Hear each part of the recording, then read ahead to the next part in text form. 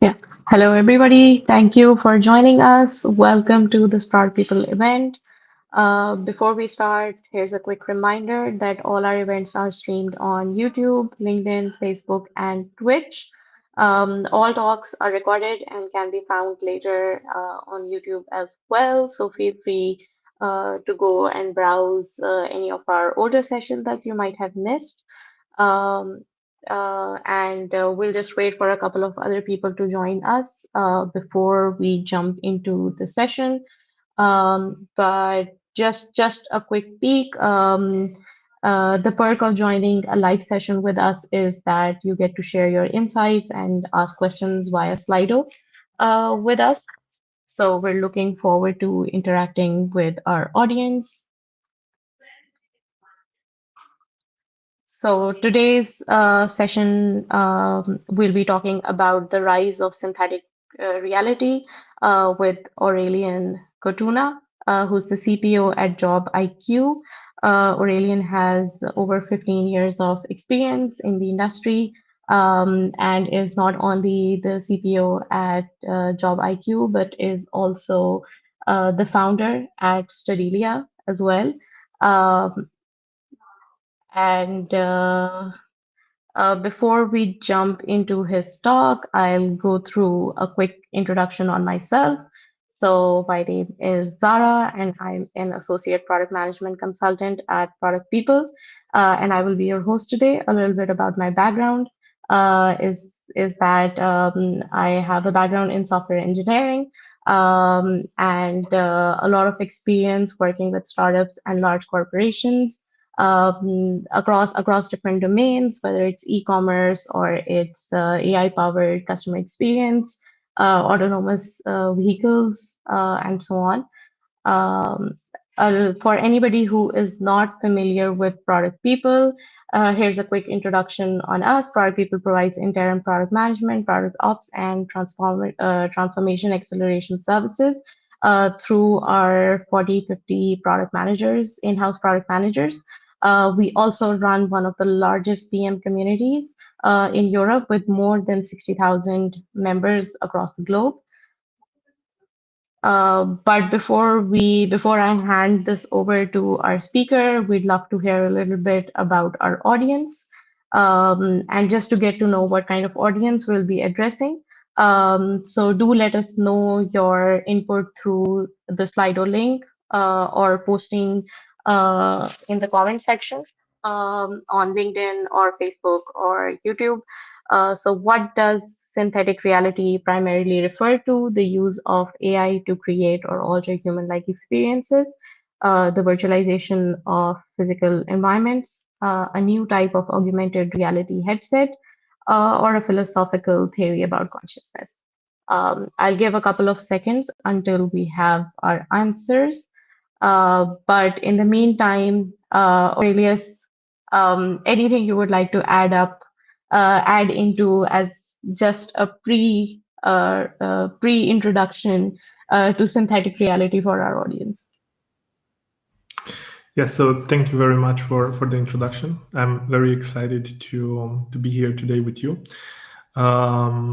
As you said, I'm the Chief Product Officer at Jobiqo, where basically I lead the product organization responsible for the Jobiqo product suite. Jobiqo, a bit about Jobiqo. So we provide an award-winning suite for solutions for online recruiting, including a white label job board platform, a programmatic solution for acquiring paid traffic from social media, display networks, and aggregators, and also an AI-powered search and match technology that improves the connection and matching between candidates and jobs. And well, there is a lot of excitement around AI, and I share the enthusiasm as well. Today, I would like to walk you through the good, the bad, and the ugly part of AI, where basically the good means why is the technology, this one in particular, especially generative AI, is performing so remarkably well, and what makes it so powerful. And then the bad part is what happens when the technology fails to deliver the right results. And we're going to look at some of those failures and why it's important for us to understand them. And the ugly part, it's mostly related to Uncle Ben quote in Spider-Man: "With great power comes great responsibility." And I think this quote is more relevant today than ever, especially when we consider the potential risks and consequences that come with AI technologies. Perfect. Thank you, Aurelius, for that quick introduction. Without further ado, I would like to welcome Aurelius to take the reins here. Aurelius, I think you can start sharing your screen. Mm-hmm. Okay, let's start with, let me see if this one. So the truth is that we absolutely love video content. And one of the main reasons why video-based platforms like TikTok, Instagram, YouTube, and others are so popular today is because we love video. And video is inherently captivating. For us as human beings, and it engages multiple senses at the same time. Unlike text-based content, which relies solely on visual processing, video combines visual and auditory elements to create a richer and more complete sensory experience. And if we're thinking about this multisensory input, it captures attention more effectively and keeps you engaged for longer. And I want to invite you to think about this. The human brain processes visuals significantly faster than text, which makes video an especially efficient medium for delivering information. On top of that, voiceovers and background music help shape the emotional tone and context of the message. And this combined audio-visual engagement is a key reason why video is so effective at explaining complex ideas and making them easy to understand. Some studies indicate that we remember video content up to 10 times more easily than text.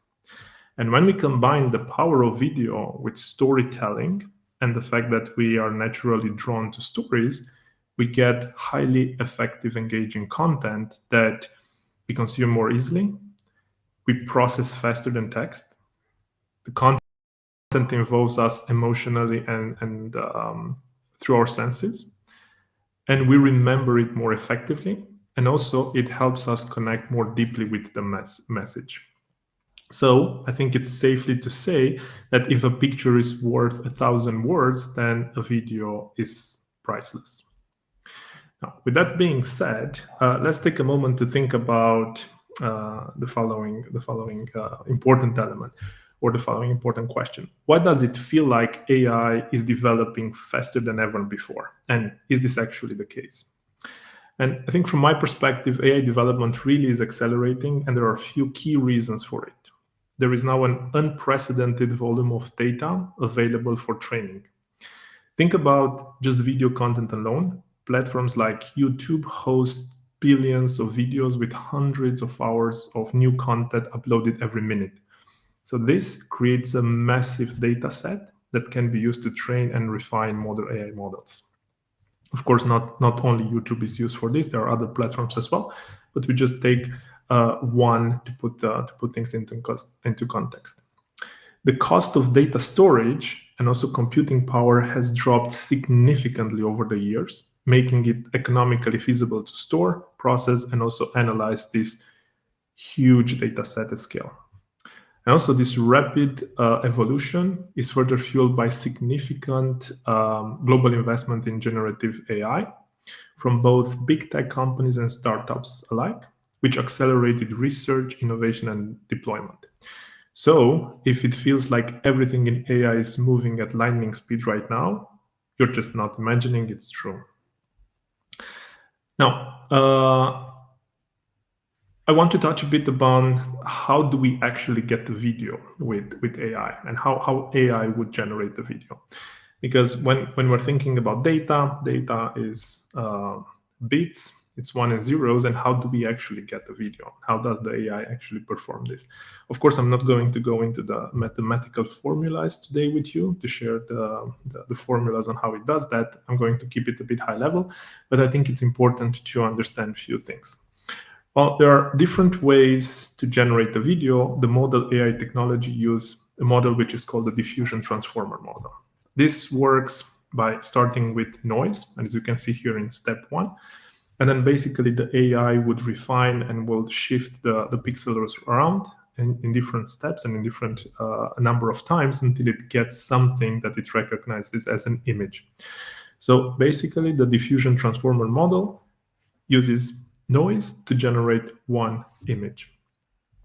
And then basically the videos are images or a series of images together. So the difference between generating an image and generating a video is that for the video, the AI needs to generate all the images, like all the frames. And then between the frames, there needs to be consistency and cohesion or coherence. So basically, you will see here one example in which each of these frames was generated, slightly different from the other. This is from an older AI model, and you will see that it's still a bit jaggy, but in general, it's good. So the AI determined the consistency and coherence between the frames, and it achieved a short video. Now, in order to understand how the AI does that, the AI models use two types of algorithms. Basically, one algorithm transforms an image to noise, and the other one transforms noise back to image. This is very important, does this at a fast rate and at scale. And then also, inspired by large language models or LLMs, AI models are trained on billions of videos. And basically, to do the training, the model will break down the video into smaller patches that are very similar to tokens. So if the LLMs do understand tokens and the learning is based on tokens, for the videos, the technology is very similar. And then this token is basically transformed or organized into these patches or array of patches.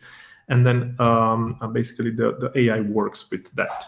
So why is this important is because if LLMs do not understand concepts and words, also the AI model, the generative AI that generate videos, they don't really understand the elements that they draw in a video, right? So the AI doesn't understand it's a butterfly, for example. But because it works with patches, and if these patches or tokens look similar based on the training data, it will get results. Now, following the diffusion transformer model that we spoke about, each frame is generated, verified by the AI to make sure that is consistent, and then basically it gets a video. And if we're thinking about this process of noise, starting from noise, going through the process of generating videos and so on, you will see why basically now it's so difficult, or it takes quite a lot of resource to generate a short video. And I know that the models nowadays are limited to a couple of seconds, up to a minute of a video, and that process takes a longer time. It's mainly because of this process that takes place. I want to show you what happens when the AI fails to achieve something remarkable. And I prepared here a video that shows how when the consistency of frames is not properly managed, we get some interesting results. will see here that the video tries to generate some dogs, and then basically the frames got a bit mixed. And then when we put this into context, this looks strange. So basically, this happens when you can say that it's scary. You can get some scary horror movies with this, but it's just at the level of AI is just not achieving the consistency between frames. Now, what happens when actually the AI succeeds and the results were impressive? This is an example from last year. I think it's important to understand that basically the AI development is quite fast, as I said. So if this looks good, then I want to show you how the results in 2025 looks like. And everything that you will see here was generated by Sora 2. 1 year ago, Sora 1 redefined what was possible with moving images. Today, we're announcing the Sora app, powered by the all-new Sora 2.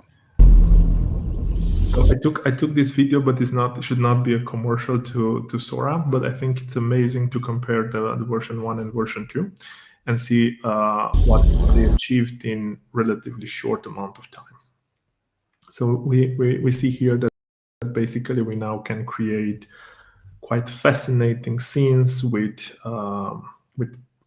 characters, people playing roles in it. So and you will see also the rate in which the frames are changing. It's quite fascinating. And one of the main challenges of the diffusion model was to generate entropy, so generate particles that are moving independently. You will see if you're looking at this video that it tries to find a way to deal with that. It's still not perfect, but it's significantly better than it was 1 year ago. And also in most of the marketing materials from this company, you will see that they want to show that entropy, particles, lights, and you will see here drops of water or ice. Hair is also part of that, because all these small elements that move independently in nature are very difficult for the AI to get right. So I think the results are quite impressive today. Now, I also want to touch upon the rapid development of the AI comes with dangers as well. And then when we have tools like this that are able to generate synthetic content, they also have the power to bend reality as we know it. And I want to introduce you to... I am not Morgan Freeman, and what you see is not real. Well, at least in contemporary terms, it is not. What if I were to tell you that I am not even a human being?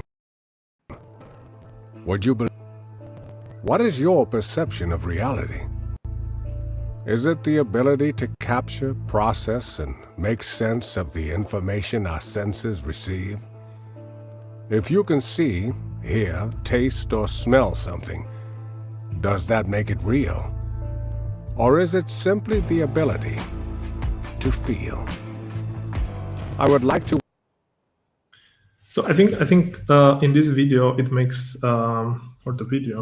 makes some really good points, because deepfakes are basically one new problem that we have. So deepfakes are hyper-realistic AI-generated images, videos, or audio, or a combination of them, to show people saying or doing things they didn't do in real life. And there are some attackers or parties that manipulate faces or clone voices to impersonate people like executives, for example, or trusted contacts with amazing realism. And to remember it better, when I'm saying deepfake, think about the two concepts that the word is made of. Deep, that comes from deep learning, artificial intelligence, basically, and fake referring to the synthetic content. Now, I think when we look at the Hello, I'm not a real person. when we're looking at the results that we can get today, especially with the large language models that we have right now, you will see that it's very difficult to understand, was this recorded or what this was generated. AI can make fake things seem very real, just like everything in this video. Evening. Tonight's show is all about how deep fakes are getting easier to create and harder to spot. But I want to mention that all the videos that are generated here are basically created with AI, with different type of AIs. I see multiple threats on your computer. I need access immediately to secure your files. Nope, I'm fake. We've detected suspicious activity on your account. Can you tell me your login information? Just kidding. I'm fake. These miracle hearing aids are only $14.99 today. Click the link below and order now. Nope, I'm fake, just like these hearing aids. We just need to confirm your Medicare number to update your benefits for this year. No, not really. So now imagine that the AI will not recognize, or the video will not contain the part in which they say that they are real. I think it's very difficult to spot it, or to understand that this is a fake content. Now, deepfakes might take many different forms, and cyber criminals may use multiple methods to launch an attack, including face swapping, which basically means substituting one individual face with another's in a video to create a convincing imitation. Voice cloning, which basically means generating an artificial version of someone's voice, allowing attackers to make it say things in recording or in real lives. For example, in a phone call or in a WhatsApp call.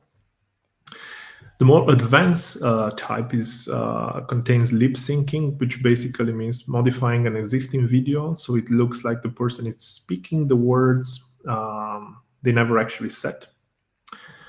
Another one that is, I think, the most interesting one is a full body change, which basically means altering the body posture or movement to fabricate gestures and actions that never occurred. The content of this attack ranges from an AI voice scam, where, for example, fake transfer approvals or deepfake Zoom calls, and we've seen examples of executive impersonations, or even HR or IT impersonation videos. And deepfakes typically target individuals within or outside of an organization who control or require financial access, or they hold access to confidential information. Most of the time, the targeted individuals also hold a position of authority.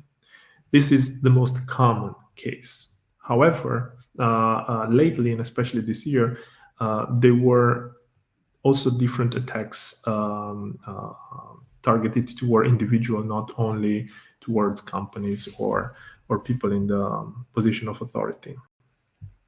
And it's just getting started. The next wave of malware is AI generating, and also it uses an interesting concept which is called the polymorphic code. So what does that mean? So attackers are also using the AI to in malware development, creating threats that are more evasive and resilient than ever before. The most significant development in this area is the rise of what is called AI-generated polymorphic malware. And you might think, what is that? It sounds very complicated, and to some degree it is. So polymorphic malware is malicious code designed to constantly change its identifiable footprint, such as its hash or code structure, each time it replicates. And then it basically gets a shape-shifting ability, which allows it to evade detection by traditional antivirus tools that relies on checking signatures of files. AI supercharges this capability with some advanced trains generating new, unique version of themselves as frequently as every 15 seconds during an attack. And imagine that. The virus changes itself every 15 seconds. That's crazy. And this advanced evasion technique is no longer a niche threat. In 2025, polymorphic tactics are now present in an estimated 76.5% of all phishing attacks. Other reports indicate that over 70% of major breaches now involve some sort of polymorphic malware. And this threat is further amplified by the growth of a new industry or a new business domain, which is called malware as a service, or MAAS. And the evolution of these threats is a critical component of today's malware attack types and infection trends.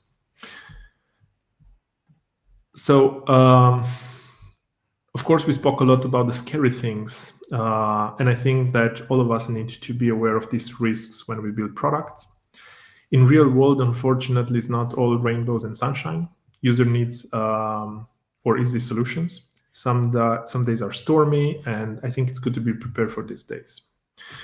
One market that's significantly changing right now is the AI. With AI is the HR tech market. And while this market was in general slow to embrace new technology with the rise of AI and new models, the market is realigning itself quite fast. AI brings opportunities to the market, not only threats, of course. And some of these opportunities are significantly lowering the cost to generate content that's engaging. And let's be honest, the job descriptions can sometimes be quite boring. It's just a block of text. So with the help of AI, we can actually get something that's more engaging. Also, another opportunity is that the AI allows the creation of impressive brand building campaigns that in the past were very expensive. And also the AI creates emerging jobs and industries. I touch upon one that's more on the dark side, or malware as a service as an industry. It's an emerging market. But also we get now AI experts, prompt engineers, cybersecurity experts, and so on. And as the technology evolves, more jobs and industry will appear for sure. Of course, there are some problems that appear in the HR industry together or brought by the AI. We talked about deepfakes, but we've seen an increase in deepfake applications, and also some YouTube videos where people are bragging about how easy it is to create a deepfake application. And to be honest, it's fairly simple to do that nowadays. And then also fake content can be used to hurt a brand.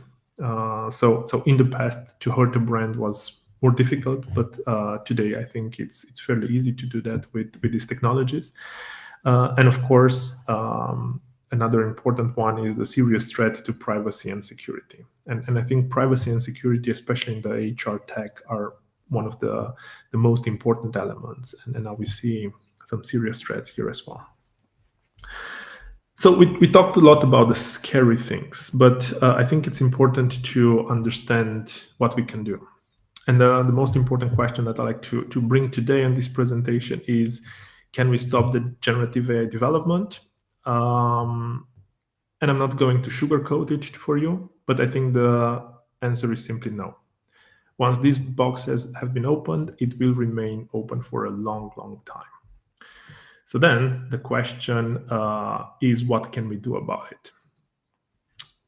Well, I spoiled it there for you for a second. But I think that in the age where misinformation and deepfake blurs the lines between what's real and what's not, that I call synthetic reality, identifying threats, scams has never been more challenging. Falling for a scam can have a devastating social, financial, or personal impact. And I think there are a few things that we here need to think about. And I'll start with the most important one. I think it's very important, since attacks can target individuals as well. I think it's important to have a family or friends safe word, because scammers are increasingly using text, calls, and even video to impersonate loved ones and require money. With AI voice cloning on the rise, these schemes are becoming more and more believable. And as I mentioned, there are these tools called malware as a service. And as we have software as a service, which basically we pay a small amount of money to get access to this tool, there are also tools where you pay a small amount of money to get access to tools that you can use to run scams. And experts advise setting up a pre-agreed safe word to verify who you're speaking to. And the word should remain private and not be easily discovered through social media or other online sources. The second important topic is we need to use multi-factor authentication every time we can. The third one is we need to be aware of what we're sharing online. Most of us have an online and social media presence, but the photos, videos, information we share can be exploited. And these assets can train deepfakes, which once created and shared are very difficult to detect and remove. And last but not least, ultimately, I think awareness and proactive protection are the key to staying safe online. Educating ourselves about AI in general, AI use cases, and cybersecurity should be or is the first line of defense against attacks. And this is why in this presentation, I try to give it or to paint a more complete picture. I hope that you actually learned something today and you find it interesting. And I want to thank you all for joining today. I hope you enjoyed the presentation, and I'm looking forward to your questions.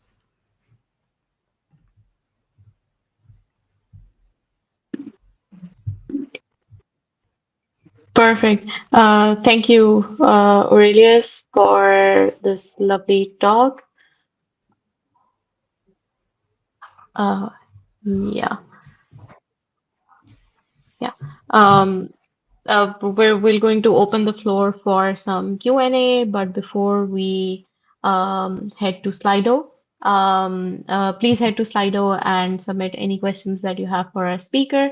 And while our audience is drafting their questions, we're going to share a couple of more slides about product people.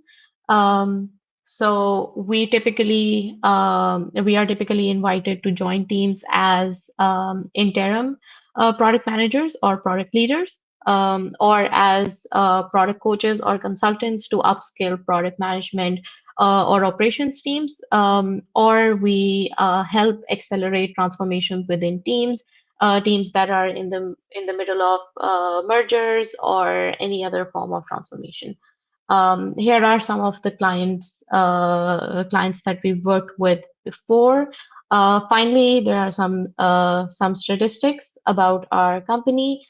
We've supported over 690 teams ever since inception. There are 40 product leaders and product managers in our teams that provide in-house services to our clients.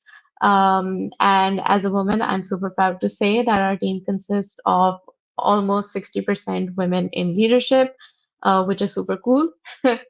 And finally, we now move into some questions from the audience. Going to wait a couple of minutes until we start receiving them. But in the meantime, it was a super informative session. I think we tend to jump into the excitement of generative AI, but it's also very important to remember the hazards that exist with it as well. We're getting some questions now. So how do you decide which generative AI capabilities are essential for a PM to understand versus those best left to the engineering team? I think that's a very good question, and I think in general it's not necessarily only about AI, but any technology in general.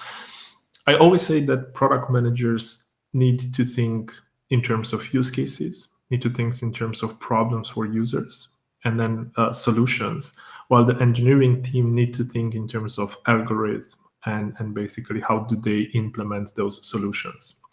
So when we're thinking about the generative AI capabilities, of course, AI can write code.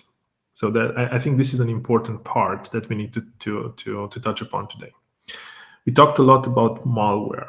Now, if we have AI that can basically shapeshift, imagine what those AI technologies would do with the code that's generated by AI that doesn't really understand what basically it's happening there.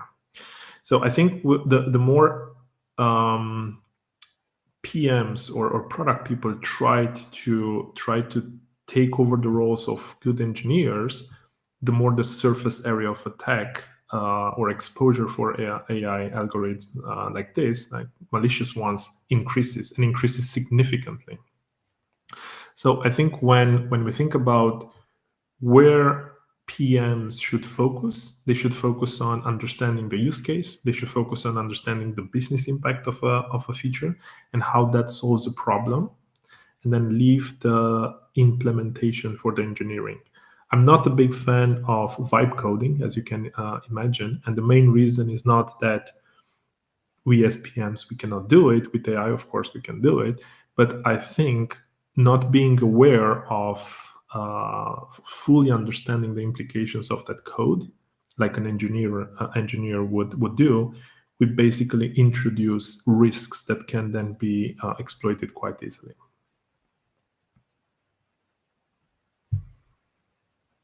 Definitely. We have another question. Should a product manager build features to monetize the creation of deepfakes, for example, for entertainment? And how do you mitigate the risks of misuse? I love this question. I think it's like when you say it, when you said it, I heard, well, we opened the Pandora's box. How can we make money with it? Well, The ever-existing problem of AI and ethics. yes. So we opened the Pandora's box. It's there. So now the question is, should we use deepfakes to generate to make money with it? I think it really it's a matter of security and data in the end, and data privacy. So if we're using deepfakes in entertainment, to some degree, I think yes, it can be interesting and it can be fun. However, when the thing that we monetize or the thing that we build hurts somebody else, then I think we shouldn't do it. Just to give an example, let's say that we have a friend, we go outside to have a drink, we take some pictures. The next day we create a deepfake video of running on a roller coaster, right? We post it online, we have a laugh, everything, it's fun. And then a malicious actor takes that video, transforms it into something else, and then sends it to your boss. For example, you stealing data of a company, and you lose your job. So, well, we have two use cases. One, it's fun and harmless. The other one is not, right? So I think it's very important to see where do we draw the lines. Yeah, I think more so in terms of, for example, you make a platform with the intent of being useful for entertainment, but how do we ensure through certain guardrails within the design of the product itself to to reduce misuse of such usabilities? I think the moment the content is public, the threat is already there. So when the content is public, it can be used by the AI, and we can of course think about implementing security and guardrails, but screens can be recorded, and you don't even need the full video or a full 1 minute talk. You just need a couple of seconds of voice and a screenshot, and basically you can replicate anything today. So as I said, as long as it's harmless, yes, we should do it. But the moment it becomes a problem, I think we should think about it with care. Now, of course, as you can imagine, the security or cybersecurity role becomes extremely important nowadays. And as I said, I'm very enthusiastic about AI, but I think we need to understand what are the options that we get, and also what are the risks. Definitely. I think there's another very interesting question. How will the EU Artificial Intelligence Act affect the use of AI, especially in somewhat more human-driven domains like recruiting or hiring? Can you repeat the question, please? Because I Yeah, the lost you there for a question, second. no problem. The question is, how will the EU Artificial Intelligence Act affect the use of AI, particularly in domains like recruiting and hiring? The EU AI Artificial Act is quite an interesting act, I would say. It really depends on who you're speaking with. I had the chance to speak with some of our clients recently, and they are very worried about this because, as I said, the Pandora's box is open, and then we try to put regulations on it.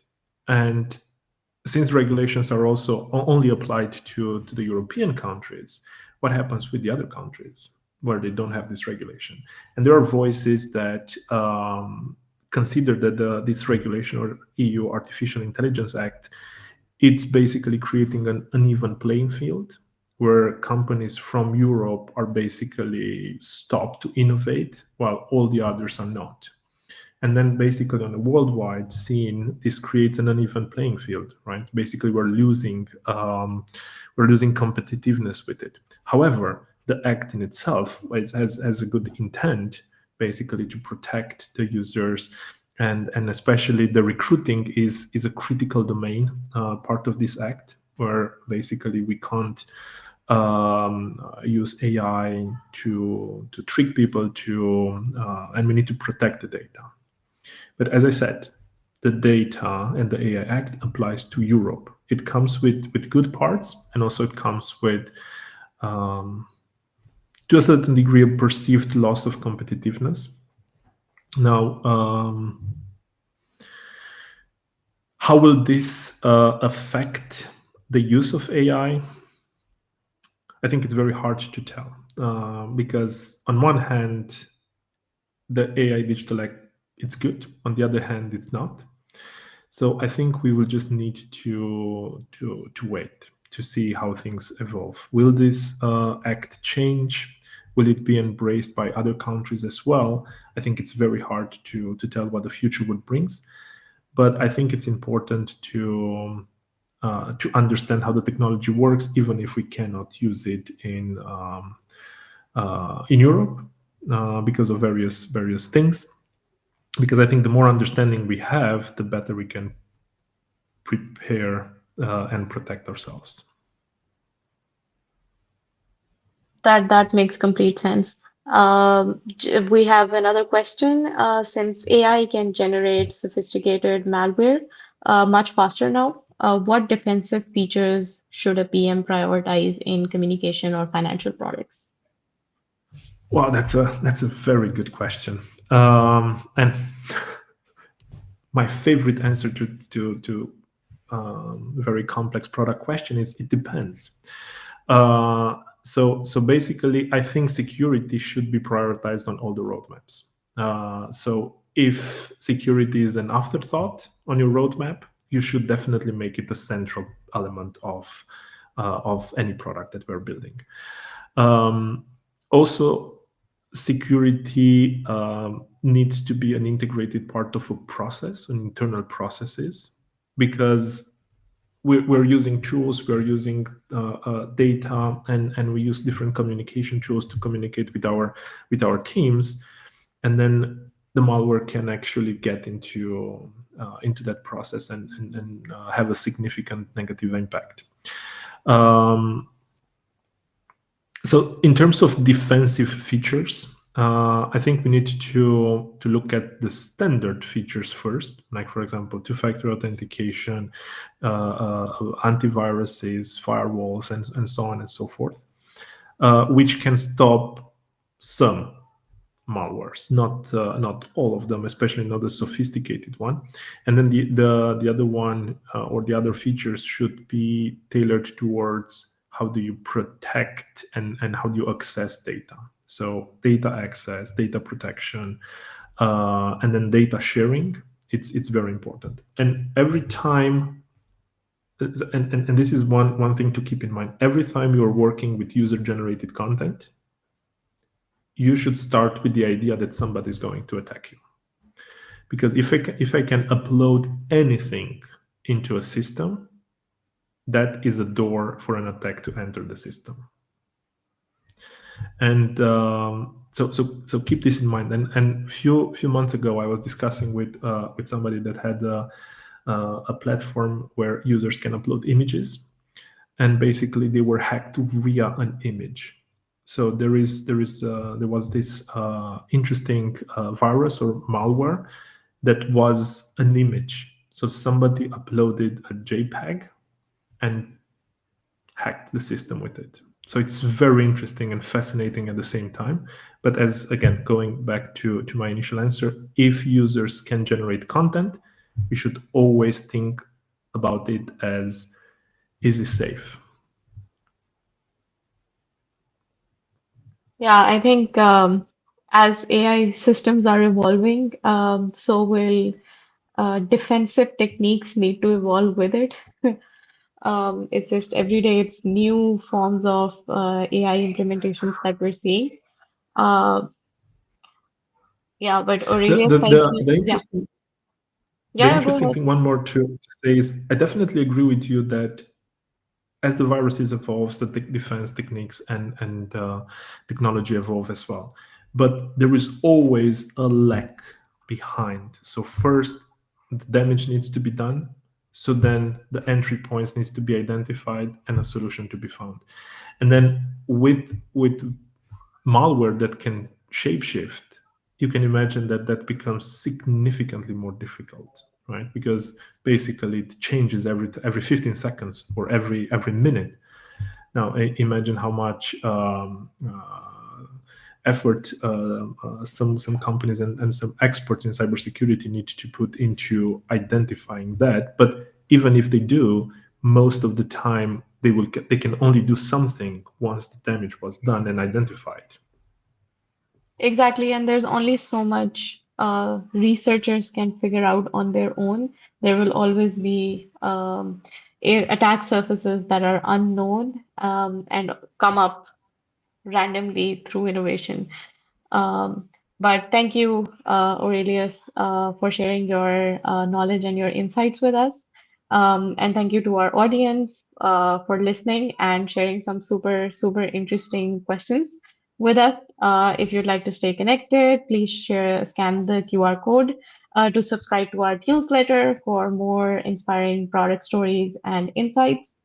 Um, if you enjoyed this talk, please do join us again next week when we will be talking about from pointless roles to purposeful teams, rethinking product roles. And finally, thank you everyone for joining, and we'll see you next time. And have a good evening. Bye bye.